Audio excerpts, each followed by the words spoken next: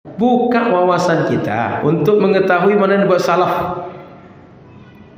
Jangan berdalil atau berargumentasi ini enggak dibuat Rasul, enggak dibuat sahabat. Pertanyaannya, tidak dibuat Rasul dan sahabat atau kita tidak tahu Rasul dan sahabat membuat? Paham bedanya? Tidak dibuat oleh Rasul dan sahabat, satu. Yang kedua, kita tidak tahu Rasul dan sahabat membuat. Ini tak sama. Yang kemungkinan terjadi, kita tidak tahu Rasul dan sahabat membuat. Kemungkinan paling kuat, Rasul dan sahabat membuatnya. Banyak dalil. Assalamualaikum warahmatullahi wabarakatuh. Bismillahirrahmanirrahim. Alhamdulillahi rabbil alamin. Wabihi nasta'inu ala umuri dunya waddin. Asyhadu an la ilaha illallah wa asyhadu anna Muhammadan abduhu wa rasuluhu sallallahu alaihi wasallam. Qala subhanaka la ilma lana illa ma 'allamtana innaka antal alimul hakim. Wa qala rabbi shrah li sadri wa yassir li amri wahlul 'uqdatam min lisani yafqahu qawli. Alhamdulillah, jemaah muliakan Allah Subhanahu wa taala, sampai saat ini kita mendengarkan kajian dan keadaan sehat afiat dengan segala nikmat zahir dan batin yang Allah karuniakan kepada kita, sehingga tanpa kita bersusah payah banyak nikmat Allah yang datang, yang kita manfaatkan untuk kehidupan dunia dan akhirat kita. Semua ini adalah karena Rahman Rahim Allah Subhanahu wa taala. Salawat dan iring salam pada Rasulullah sallallahu alaihi wasallam. Mudah-mudahan semua kita patut untuk mendapat syafaat Nabi Muhammad sallallahu alaihi wasallam. Amin ya rabbal alamin. Bapak Ibu muliakan Allah Subhanahu wa taala, dalam kajian fikih ibadah yang terus berlanjut sampai sebelum Ramadan, kita membahas tentang mengurus jenazah. Di antara pembahasan yang malam ini berkaitan dengan proses pengurusan jenazah adalah bagaimana pandangan syariat mendoakan orang yang sudah meninggal. Lebih realnya di masyarakat, setelah kita salat mayit, mungkin buat berjamaah di masjid, berjamaah di rumah, lalu kita doakan. Yang kedua, setelah dikuburkan, kita doakan. Itu yang biasa dibuat di masyarakat kita. Satu, setelah sholat jamaah untuk sholat mayit. Yang kedua, setelah dikuburkan. Bagaimana pandangan syariat? Boleh atau tidak? Kita lihat dari hadis-hadis Nabi sallallahu alaihi wasallam dalam masalah ini. Dalam informasi umum, Nabi sallallahu alaihi wasallam mendoakan orang yang hidup dan orang yang mati. Siapapun sahabat, umat, didoakan Nabi. Siapapun umatnya. Maka termasuk yang kita ingat di akhir hayat Nabi, yang terpikir oleh Nabi adalah umatku. Termasuk hari ini kalau kita berdoa, doa kita Allahumma ighfir lil muslimin wal muslimat wal mu'minin wal mu'minat al ahya'i minhum wal amwat. Kita doakan laki-laki, perempuan, mereka yang hidup dan mereka yang sudah mati. Maka secara umum Nabi sallallahu alaihi wasallam mendoakan orang yang masih hidup dan mendoakan orang yang sudah meninggal. Dan lebih spesifik di dalam hadis sahih Muslim dan Musnad Imam Ahmad ceritakan bahawa Nabi sallallahu alaihi wasallam allama sayyidata Aisyah radhiyallahu taala anha an taqula 'inda ziyaratil baqi', Rasul mengajarkan Sayyidah Aisyah ketika berziarah ke kuburan Baqi', Aisyah, bacalah saat engkau datang ke kuburan Baqi', assalamu ala ahli diyar minal mu'minin wal muslimin wa yarhamullahu al-mustaqdimin minna wal mustakhirin wa inna insyaallah bikum lalahiqun. Itu doa. Ya Allah, di antara makna doa tadi, keselamatan untuk kalian wahai semua ahli penduduk, ahli tempat perkuburan ini, dari kalangan orang beriman, di kalangan orang Islam. Semoga Allah rahmati yang telah dahulu meninggal dan meninggal belakangan, dan kami yang masih hidup ini dengan iradah Allah pasti akan menyusul kalian yang sudah mati. Satu sisi muatannya doa, satu sisi muatannya mengingatkan diri kita pun akan berada dalam kubur seperti orang yang sudah meninggal. Jadi Nabi mendoakan orang yang sudah meninggal dan orang yang masih hidup. Oleh karena itu, kita akan temukan banyak riwayat tentang doa saat kita ziarah kubur. Dan ini tertulis baik di pemakam Baqi' Madinah, pemakaman Ma'la di Makkah, dan pemakaman-pemakaman yang lain, untuk menghidupkan sunnah Nabi sallallahu alaihi wasallam. Di dalam Sahih Muslim juga, wa an Buraidah radhiyallahu ta'ala anhu qala kana Rasulullah sallallahu alaihi wasallam yu'allimuhum idza kharaju ila al-maqabir fakana qailuhum yaqul assalamu alaikum. Dibaca doa sama seperti tadi, assalamualaikum ya ahlal diyar minal mu'minin wal muslimin wa yarhamullahu al-mustaqdimin minna wal mustakhirin wa inna insyaallah lalahiqun as'alullah lana wa lakumul afiyah. Ada tambahan di ujung doa, beda dengan redaksi tadi, tapi poinnya adalah sama, mendoakan untuk orang yang mati dan orang yang masih hidup. Ya, Nabi tak doakan orang hidupnya, yang sudah mati dan yang hidup didoakan oleh Nabi.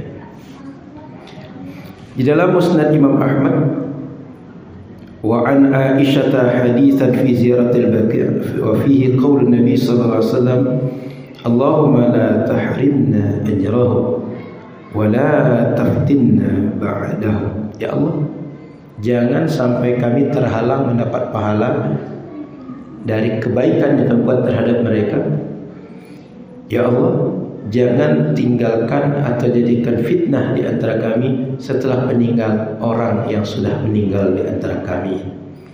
Jadi Nabi mendoakan orang yang sudah meninggal, Nabi mendoakan orang yang masih hidup. Maknanya, secara umum dalam hadis-hadis Nabi Sahih Muslim dan Imam Ahmad ini, boleh mendoakan orang yang masih hidup, begitu juga boleh mendoakan orang yang sudah wafat di antara kita. Maka kalau ditanya, kalau habis kita salat jenazah, boleh tidak kita salatkan? Tentu saja boleh. Kenapa? Orang kalau sudah meninggal, sejak dia meninggal sampai kiamat nanti statusnya sama, mayit, tak akan berubah. Sehingga didoakan baru meninggal, seminggu setelah meninggal, sebulan setelah meninggal, setahun setelah meninggal, 10 tahun setelah meninggal, semuanya sama statusnya. Orang hidup mendoakan orang mati. Jadi mayit itu sama saja. Meninggal sudah lama baru meninggal didoakan, sama saja mendoakan mayit.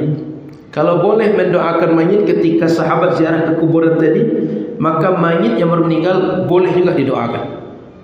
Apa pula pembedaan? Apa pula pemisah? Kok bisa orang yang diziarah kuburnya boleh didoakan, orang yang baru meninggal tak boleh didoakan setelah salat mayit? Kalau ada orang membedakan, dia mesti mengajukan argumentasi. Dia mesti mengajukan argumen. Herannya dia bukan baru, sudah kejadian. Ada anak, sebagian anak doakan orang tua kita setelah salat mayit. Kata sebagian, tidak boleh. Segera angkat keranda itu. Enggak dibawa Rasul, enggak sesuai dengan sunnah. Ini sunnah. Tidak pernah dibuat Rasul. Kok ada dalil? Tidak sesuai dengan sunnah. Kok diajarkan kepada sahabat? Kita tahunya dari sahabat, bahkan tertulis sampai sekarang. Maka perlu dibuka pikiran kita, perlu mengaji lebih tenang tentang syariat, sehingga kita tahu bahwa sebenarnya banyak sunnah Nabi, banyak ajaran Nabi yang bisa kita amalkan dalam hidup kita, dan dia betul-betul sesuai dengan sunnah. Ini sesuai dengan sunnah, dalilnya jelas. Maka Bapak Ibu dirahmati Allah Subhanahu wa taala, kalau kita mau belajar, sebenarnya lebih banyak lagi dalil dari yang kita baca tadi ada. Cuma kadang-kadang kita belum belajar banyak, belum membaca banyak, sudah terlanjur atau sudah pengen lebih awal berbicara yang bukan kapasitas kita, sehingga aneh-aneh yang keluar. Kemudian Bapak Ibu yang dirahmati Allah Subhanahu wa taala, berdasarkan hadis Nabi tadi, kalau kita tengok kesimpulan para ulama ahli hukum Islam, sunnah hukumnya mendoakan orang yang sudah meninggal. Dalil yang kedua, tadi hadis Nabi tadi. Dalam Al-Quran Allah katakan, ud'uni astajib lakum, wa idza sa'alaka 'ibadi anni fa inni qarib ujibu da'watad da'i idza da'a. Ayat Quran banyak menyuruh kita berdoa, hadis Nabi banyak suruh kita berdoa. Ayat dan hadis itu redaksinya mutlak. Maknanya apa? Berdoalah, aku kabulkan. Mintalah, aku kasih. Itu tak diatur spesifik. Mendoa untuk diri kalian, mendoa untuk anak kalian, mendoa untuk orang hidup, mendoa untuk orang mati. Itu tak diatur spesifik. Maka mendoakan diri sendiri boleh, mendoakan orang hidup boleh, mendoakan orang sudah meninggal boleh. Sebab dia mutlak, lepas. Kalau ada yang membatasi, hanya boleh mendoakan orang hidup, tak boleh mendoakan orang mati, kemukakan dalil. Kenapa tak boleh mendoakan orang mati? Dasarnya apa?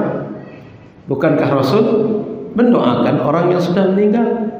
Bahkan Rasul ajarkan kepada sahabat-sahabatnya, kalau kalian ziarah kubur, baca doa ini. Jadi Bapak Ibu yang dirahmati Allah Subhanahu wa taala, dia umum, dia mutlak, berlaku kapan saja. Mau berdoa untuk orang masih hidup, orang sudah meninggal, silakan.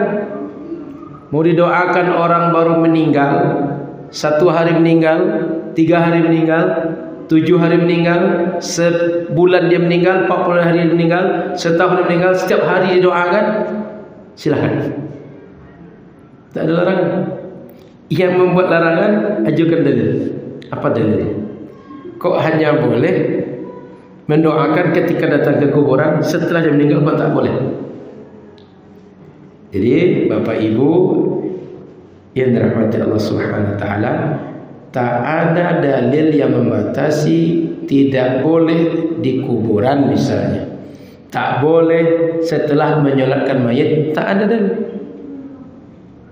Kalau ada yang mendakwa ini tak dibuat Rasul, ini tidak boleh dibuat, tak sesuai dengan sunnah, kemukakan dalil Anda. Karena orang kalau mendakwa, dia mesti mengemukakan bukti. Orang kalau mendakwa mesti berargumen. Kalau tidak, apa dasar bicara?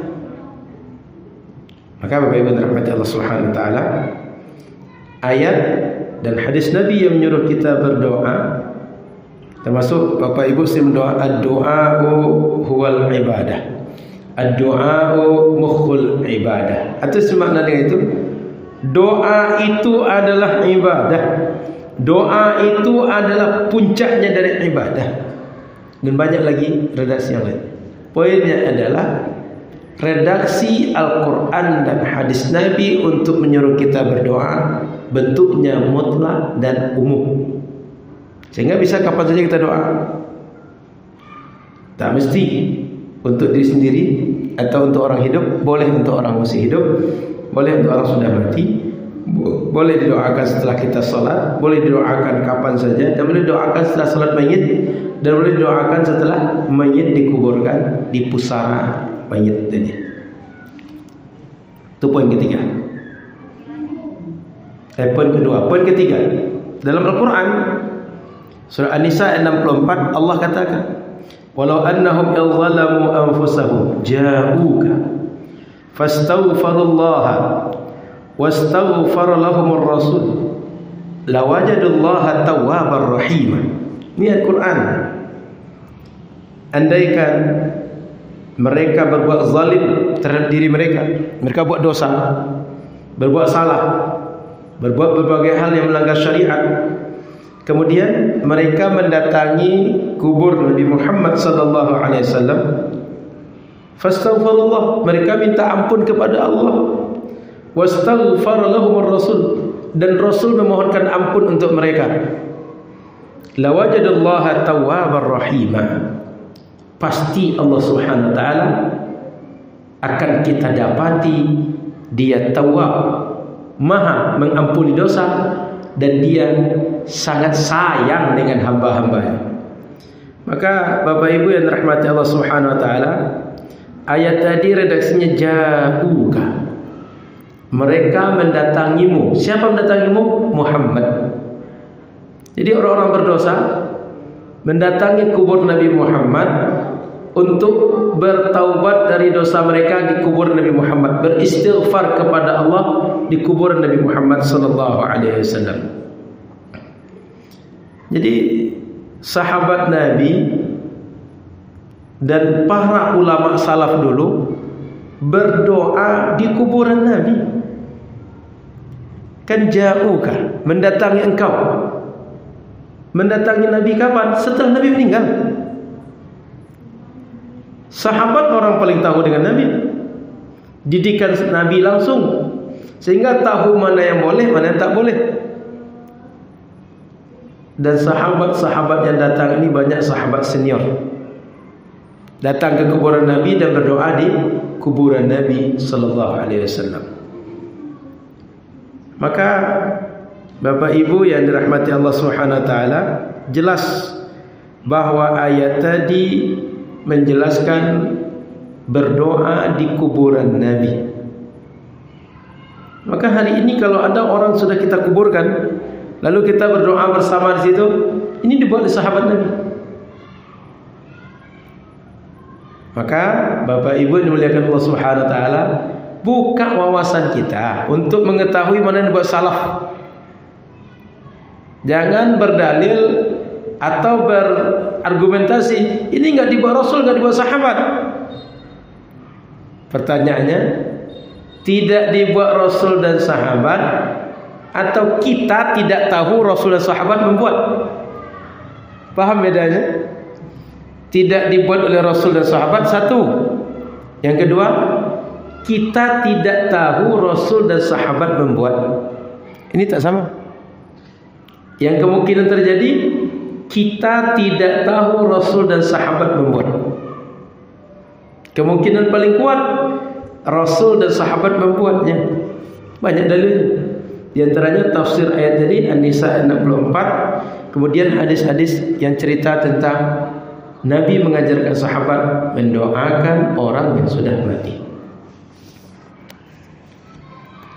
Kemudian Bapak Ibu yang dirahmati Allah Subhanahu wa taala, dalam sirah Nabi banyak kita temukan riwayat ketika terjadi, boleh jadi panceklik, keadaan susah, atau berbagai hal kondisi yang tak kita sukai, para sahabat Nabi sengaja datang ke kuburan Nabi. Lalu mereka berdoa kepada Allah Subhanahu wa taala di sisi kuburan Nabi, dan mereka minta syafaat dengan Nabi sallallahu alaihi wasallam dalam berdoa itu. Jadi minta agar Nabi pun mendoakan mereka. Saya ulang, minta agar Nabi pun mendoakan mereka yang berdoa di kuburan Nabi. Apa riwayatnya? Di antaranya dalam riwayat Imam Musnad Imam Ahmad, haddatsana Abdul Malik bin Amr, haddatsana Katsir bin Zaid an Daud ibn Abi Salih qala aqbala Marwan yawman. Khalifah Marwan satu hari datang ke kuburan Nabi. Fawajada rajulan, ditemui ada seorang laki-laki wadi'an wajhahu 'alal qabr. Dia meletakkan wajah dia di kuburan Nabi. Anggap ini kuburan Nabi, dia letakkan wajah dia. Yang menemukan itu siapa? Khalifah Marwan. Faqala, atadri ma tasna? Pak, Tuan, tahukah yang Tuan buat itu ini benar atau tidak menurut syariat? Pertanyaan orang tadi, Marwan kepada orang yang wajahnya ditempelkan kuburan Nabi. Fa aqbala alaihi. Orang tadi kaget. Siapa nih yang tanya saya? Kok saya ditanya? Maka bertanya, tengok, ada apa? Siapa nih? Dia menjawab orang tadi. Faida huwa Abu Ayyub. Rupanya orang tadi sahabat Nabi Abu Ayyub Al-Ansari.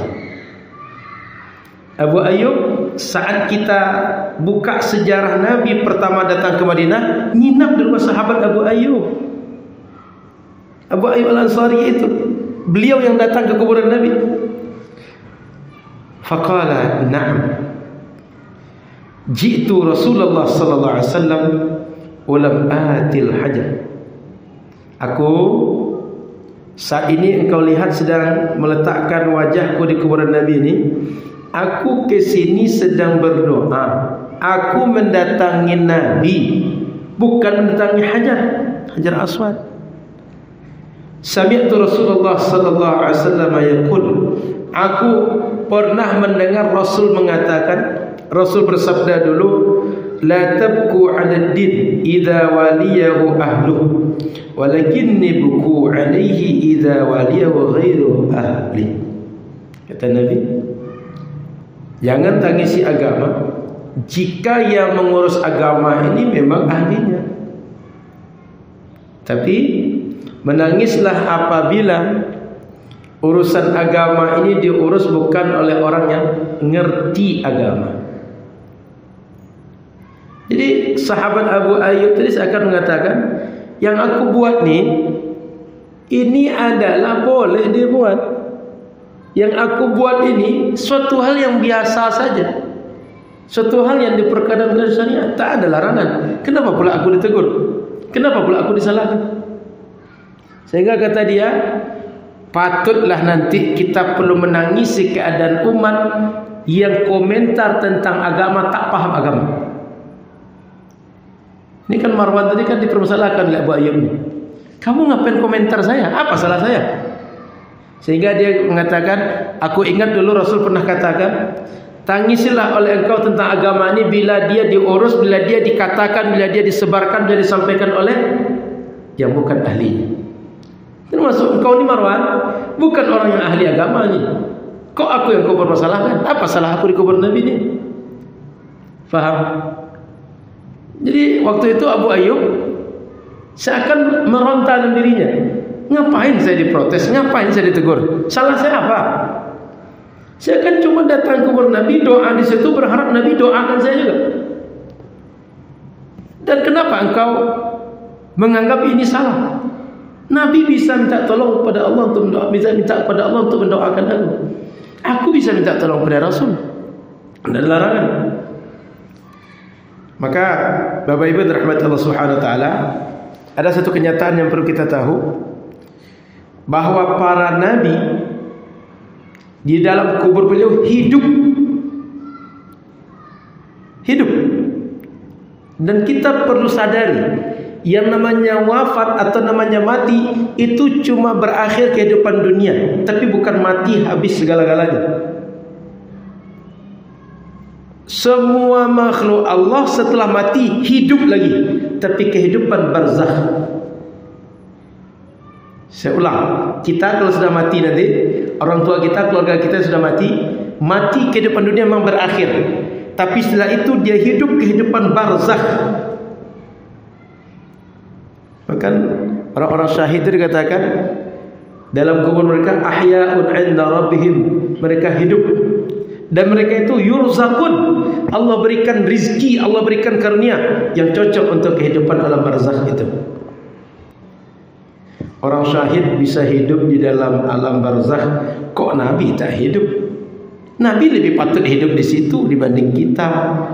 Nabi lebih patut hidup di alam barzakh dibanding para syahid, para mujahid, atau berbagai kelompok yang dia hidup dalam kuburannya.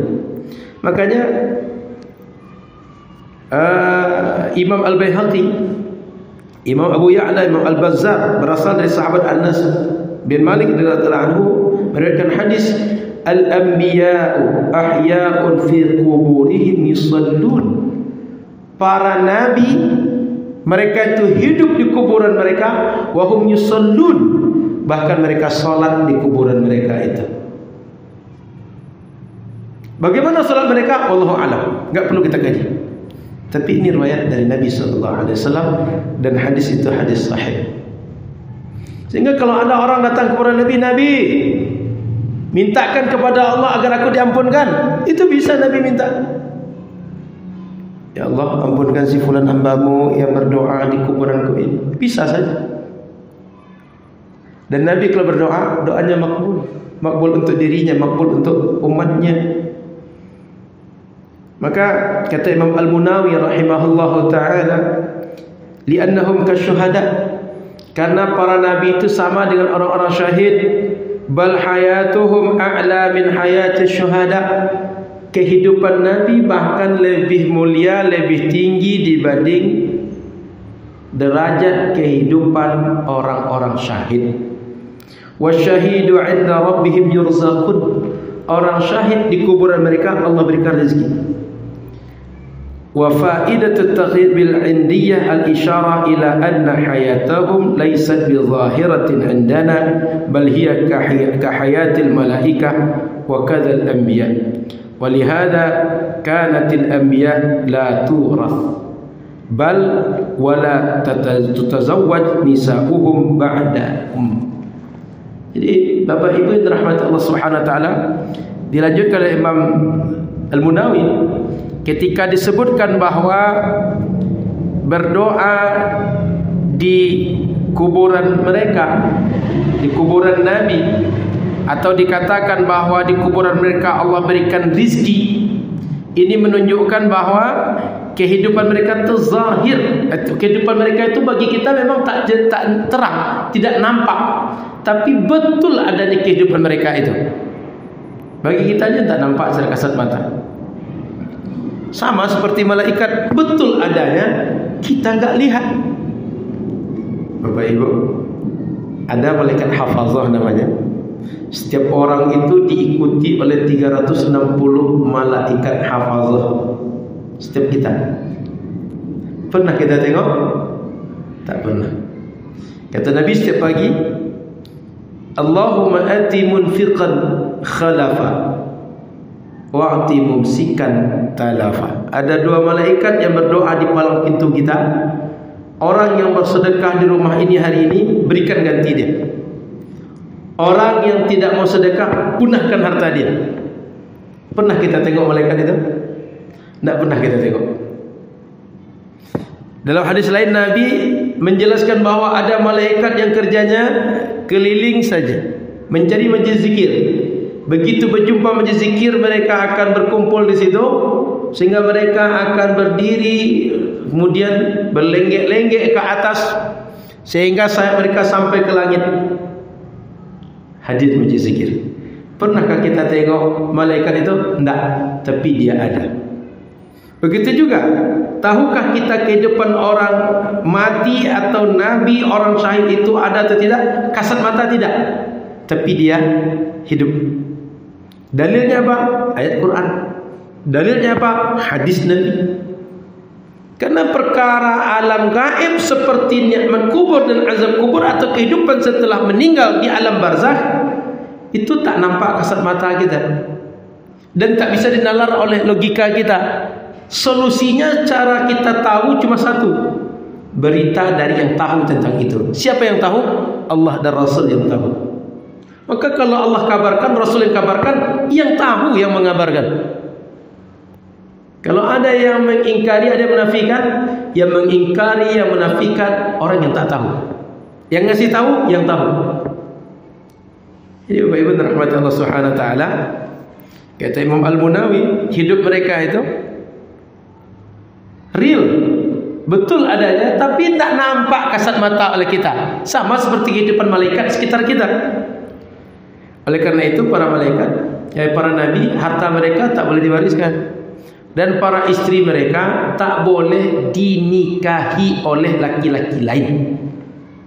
Makanya disebut para istri Nabi itu ummul mukminin atau ummahatul mukminin. Mereka itu ibarat ibu bagi kalian. Mana ada orang menikahi ibunya? Itu orang yang tak beradat dan tak beradab yang menikahi ibu dia. Sehingga disebutkan para istri Nabi itu ummul mukminin atau ummahatul mukminin. Mereka ibu bagi kita. Oleh karena itu Bapak Ibu yang dirahmati Allah Subhanahu wa taala, dalam kitab Al-I'tiqad kata Imam Al-Baihaqi, al-anbiya alaihimus salatu wassalam ba'dama qubidu ruddat ilaihim arwahum. Para nabi setelah ruh mereka dicabut, meninggal habis kehidupan dunia mereka, itu dikembalikan ruh kepada mereka. Fahum ahya'un 'inda rabbihim kasyuhada. Mereka hidup di sisi Tuhan mereka seperti orang-orang syahid. Waqad ra'a nabiyuna sallallahu alaihi wasallam lailatul mi'raj jama'atan minhum. Ketika Nabi Isra dan Mi'raj, Nabi lihat beberapa orang nabi yang itu bahkan dialog dengan Nabi. Ada ceritanya Nabi nengok di langit pertama jumpa Nabi Adam, langit kedua Nabi Yahya, Nabi Isa, terus sampai terakhir nanti Khalilullah Nabi Ibrahim. Dan ketika di Masjid Al-Aqsa jumpa dengan roh para nabi, para rasul yang pernah diutus Allah. Jadi mereka semua hidup, tapi kehidupan duniawi enggak ada. Yang ada kehidupan barzakh. Qal wa qad afradna li itsbati hayatihim kitaban. Bahkan Imam Al-Baihaqi kata beliau untuk membuktikan dengan dalil Al-Quran, dengan dalil hadis, aku menulis sebuah buku tentang itu. Kata Imam Al-Baihaqi. Siapa Imam Al-Baihaqi ini? Ulama hadis, ulama ahli akidah, ulama ahli fikih. Dalam mazhab Syafi'i, kata para ulama, semua orang berhutang dengan Imam Syafi'i, sehingga orang menganggap sangat berjasa Imam Syafi'i bagi kami. Tapi ada imam, dia memang berhutang, berjasa Imam Syafi'i bagi dia, tapi Imam Syafi'i pun berjasa dia bagi Imam Syafi'i. Siapa dia? Imam Al-Baihaqi. Kata para ulama, semua orang itu merasa bahwa mereka cuma sekadar ngambil jasa dari Imam Syafi'i. Tapi ada satu ulama yang Imam Syafi'i pun bermanfaat jasa beliau bagi Imam Syafi'i. Kenapa? Banyak fatwa ijtihad Imam Syafi'i beliau berdasarkan dalil, cuma tidak disertakan dalam kitab-kitabnya dengan dalil oleh Imam Syafi'i. Datang Imam Al-Baihaqi, perkataan Imam Syafi'i yang tak ada dalil dikuatkan, dikemukakan, dipaparkan oleh Imam Al-Baihaqi dengan dalil yang lengkap dari Al-Quran dan Sunnah. Jadi menurut orang, apa nih perkataan Syafi'i ini? Enggak ada dalilnya. Datang Imam Baihaqi, ada dalilnya. Ini dalilnya. Dibuatlah berbagai kitab oleh Imam Al-Baihaqi, menguatkan, menjelaskan, mengemukakan bahwa fatwa-fatwa, pendapat-pendapat dalam mazhab Syafi'i ada dalilnya. Ini kitabnya. Gitu. Jadi Imam Baihaqi ini istimewa. Memang jasa Imam Syafi'i besar kepada dia, tapi dia pun punya jasa kepada Imam Syafi'i. Yang lain tidak seperti Imam Al-Baihaqi rahimahullah.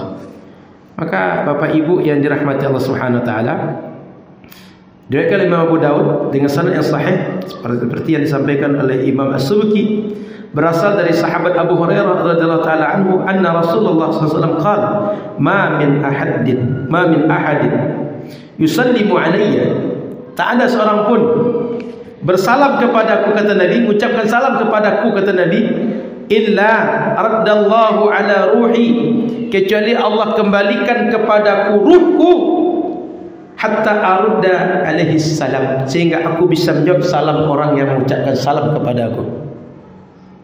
Maka kalau kita datang ke kubur Nabi lalu kita ucapkan salam, dijawab oleh Nabi, cuma kita tak dengar.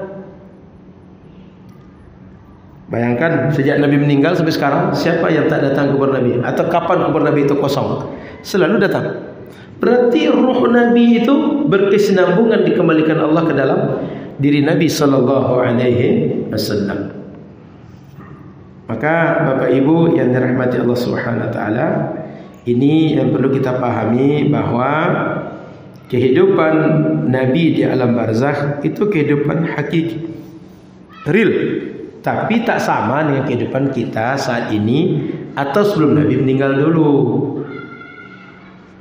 Jadi kalau ada cerita bahwa sahabat Nabi datang ke kuburan Nabi lalu minta kepada Nabi, tolong mintakan kepada Allah agar kami diturunkan hujan, agar musim paceklik segera berakhir, itu bukan peristiwa yang bohong atau buat-buat atau tak masuk akal. Masuk akal. Mana dalilnya? Ini dalil. Ada Imam Baihaqi tadi, ada Imam Al-Munawi, itu ulama hadis semua. Ada ayat Quran tadi yang cerita tentang orang syahid yang dalam kubur mereka tetap hidup dan diberikan rezeki oleh Allah Subhanahu wa taala. Bapak Ibu yang dimuliakan Allah Subhanahu wa taala, kita tengok kisah yang kedua sahabat Nabi. Bagaimana kisah sahabat yang lain? Ma akhrajahu al-Hafiz ad-Darimi fi sunanihi, babu ma akrama ta'ala nabiyahu ba'da mautihi. Hadatsana Abu Nu'man, hadatsana Sa'id bin Zaid, hadatsana Amr bin Malik an-Nukari, hadatsana Abu al-Jawza' Aus ibn Abdullah qala qahata ahlul Madinah qahtan syadidan. Orang Madinah pernah mengalami kondisi keadaan ekonomi, keadaan kehidupan yang sangat sulit sekali, susah hidup. Fasyakau ila Aisyah, mereka kemudian ngadu kepada Sayyidah Aisyah. Faqalat unzuru ila qabrin Nabi sallallahu alaihi wasallam faj'alu minhu quwan ila as-sama'.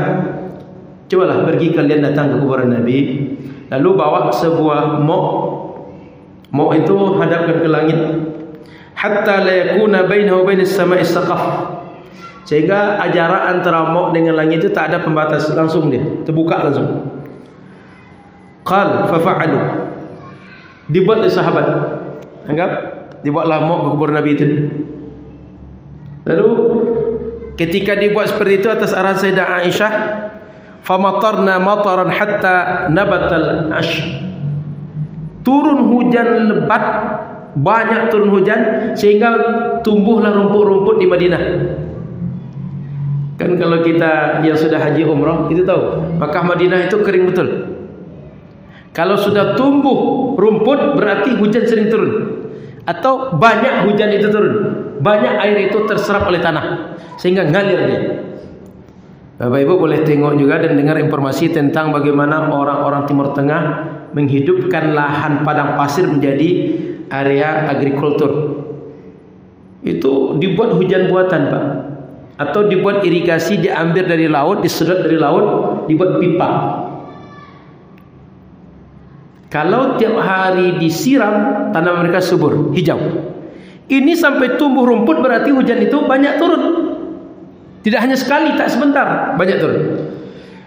Wasyaminatil ibil, onta jadi gemuk. Saking susahnya onta-onta kurus. Tapi begitu hujan turun, onta-onta gemuk. Berarti makan mereka cukup karena tanaman hijau muncul. Kalau tanaman hijau muncul, onta makan, kenyang onta. Berarti keadaan saat itu berubah total daripada panceklik yang panjang, yang kering, yang susah orang Madinah saat itu. Hatta tafattaqat min asy-syaham fasummiya amal fataq. Sehingga ketika itu gemuk-gemuk hewan saat. Maka Bapak Ibu rahmatullah Subhanahu wa taala, ketika Sayyidah Aisyah suruh bawa mok tadi atau gelas tadi atau wadah tadi ke kuburan, itu mengisyaratkan mengadu pada Nabi. Nabi, dah susah kami dah Nabi, dah kosong ni Nabi, tak ada lagi persediaan air kami butuh air, tolong mintakan kepada Allah. Dimintakan oleh Nabi, turun hujan. Siapa yang mengajarkan? Sayyidah Aisyah. Ini bagian berdoa dengan simbol. Di kita doa dengan simbol itu banyak Pak. Contoh kalau tagak rumah itu, apa ditaruh Pak Ji? Ada kelapa saya tengok digantung di atas itu. Itu doa dengan simbol Pak.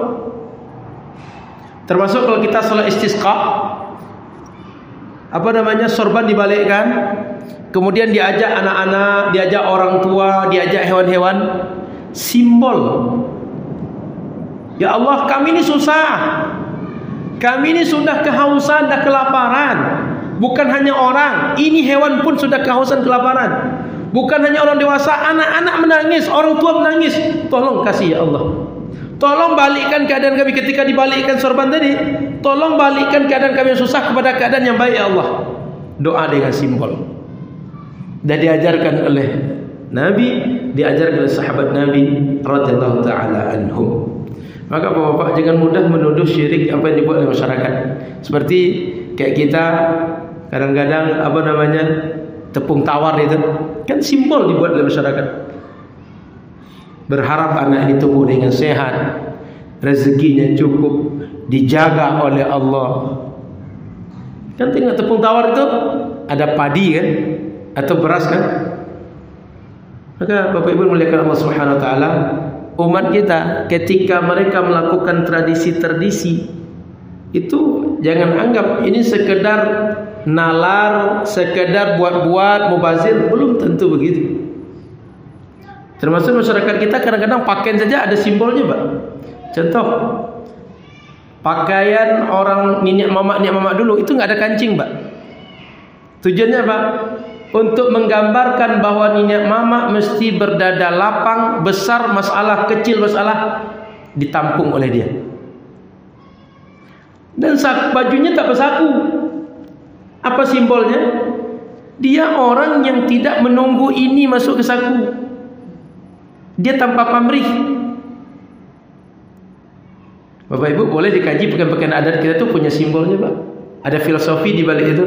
Kenapa keris itu dipasang di depan? Kenapa di belakang? Kenapa di samping?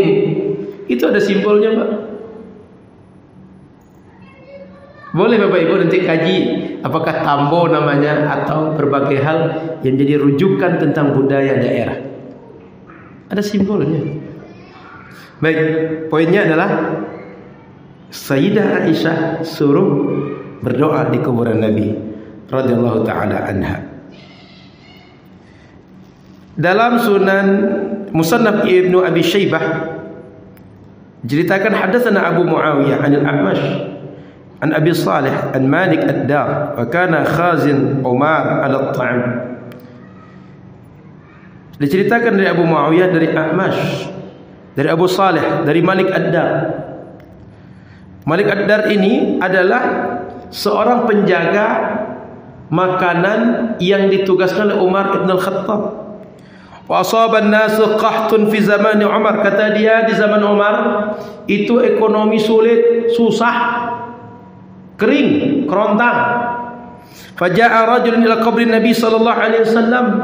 Maka seseorang datang ke kuburan Nabi sallallahu alaihi wasallam faqala ya Rasulullah, wahai Rasul, istasqi li ummatika, tolong mintakan kepada Allah agar disirami umat engkau dengan hujan. Istasqi, kalimat menunjukkan litalab. Nabi tolong mintakan kepada Allah agar turun hujan membasahi umat engkau. Fa innahum qad halaku, mereka ini sudah hampir punah lagi, hampir mati mereka ini semua lagi saking susahnya hidup mereka. Fa atar rajulu fil manam fa atar rajulu fil manam faqila lah. Maka Rasul ketika itu mendatangi orang tadi dalam tidurnya dan dikatakan kepada dia, i'ti Umar faqri'hu salam. Rasul mendatangi laki-laki yang berdoa tadi, yang mintakan tolong Nabi doakan agar umat ini dikasih hujan. Begitu dia tidur, Nabi datang kepada dia dalam mimpi. Pergi engkau datang pada Umar, bacakan salamku kepada Umar, kata orang tadi. Wa akhbarahu annahum masdiyun. Lalu dikabarkan kepada Umar, Umar, tenang saja. Akhbirhu, kabarkan Umar bahwa kalian sebentar lagi akan diberikan hujan oleh Allah Subhanahu wa taala. Wa qul lahu alaikal kais, alaikal kais. Lalu sediakan kis kata Rasul. Fa'ata Umar fa akhbar.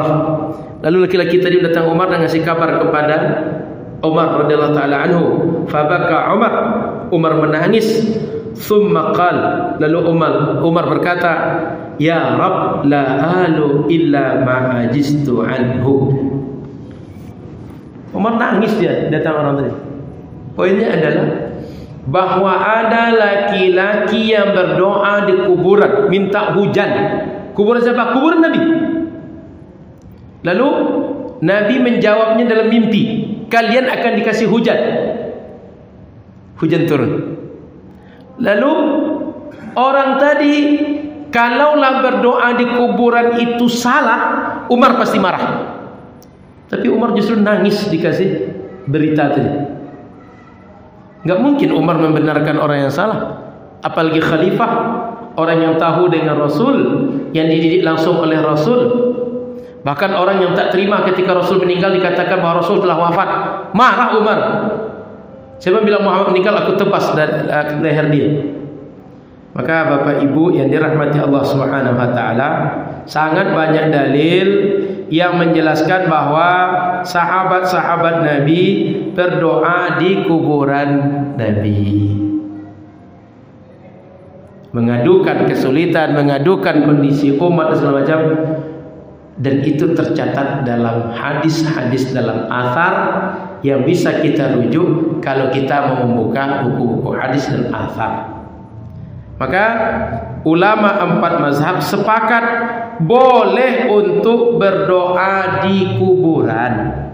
Bahkan sebagian mengatakan sunnah berdoa di kuburan. Hukumnya 2 saja, mubah dan mustahab.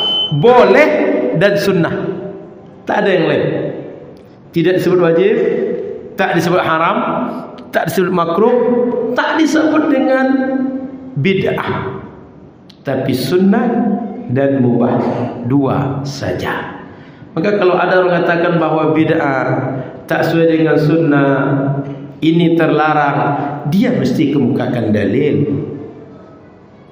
Jadi Bapak Ibu, sekali-sekali tanya balik ke orang yang bilang tak ada dalilnya, atau mana dalil, tanya balik ke dia. Jangan kita yang ditanya. Dia kan tanya itu karena tidak tahu. Sekali balikkan juga ke dia untuk menunjukkan bahawa dia memang tak tahu dengan dalil. Demikian. Sudah waktu Isya. Ada yang tanya? Silakan Bu.